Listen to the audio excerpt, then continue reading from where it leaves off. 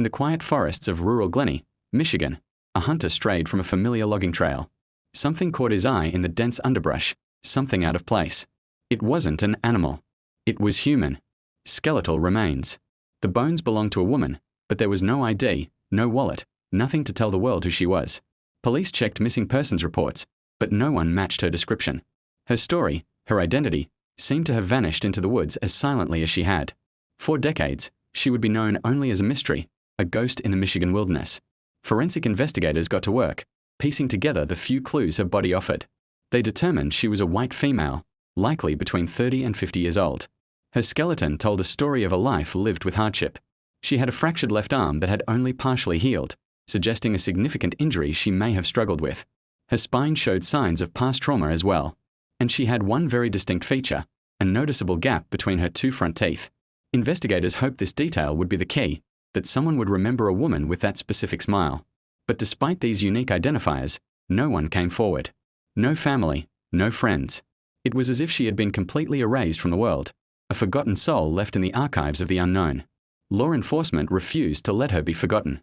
They commissioned facial reconstructions, creating lifelike clay busts and digital images of what she might have looked like. These faces were shared with the public through newspapers and television broadcasts.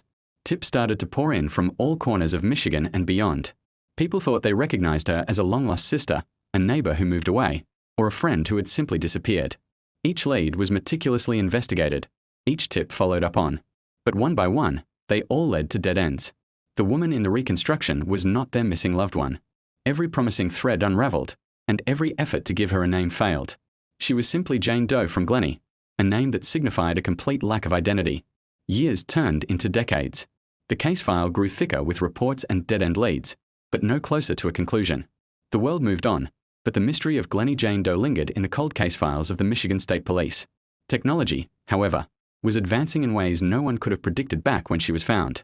The advent of modern DNA analysis offered a new glimmer of hope. Her remains, carefully preserved all those years, were a treasure trove of genetic information. Her evidence was catalogued, and her profile was uploaded to NAMUS, the National Missing and Unidentified Persons System, a vast digital network designed to connect cases just like hers across the country. Investigators, both new and old, held on to the hope that science could finally do what traditional police work couldn't, give her back her name. But even with the power of modern forensics, public appeals that reached millions, and decades of tireless investigation, the Glennie Jane Doe case remains stubbornly unsolved. Her face, reconstructed from her skull, stares out from cold case websites, a silent plea for recognition. But no one has answered. We still don't know who she was, where she came from, or the circumstances that led to her final moments in that secluded forest. Was she a local? A traveler just passing through? Was her death an accident, or something more sinister? Each question is met with silence. Her identity remains a frustrating and heartbreaking question mark, a puzzle with too many missing pieces. The story of Glennie Jane Doe is a powerful and somber reminder that some lives are lost not just to death, but to the slow, relentless erosion of time. She was lost to circumstance, to a lack of evidence, and to the deafening silence of the unknown. But her story isn't over.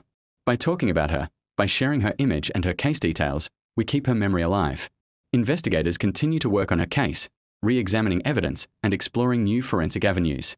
One day, a breakthrough in science, a forgotten memory sparked by a podcast, or a long-awaited tip from an unexpected source might just be the key that finally unlocks the mystery.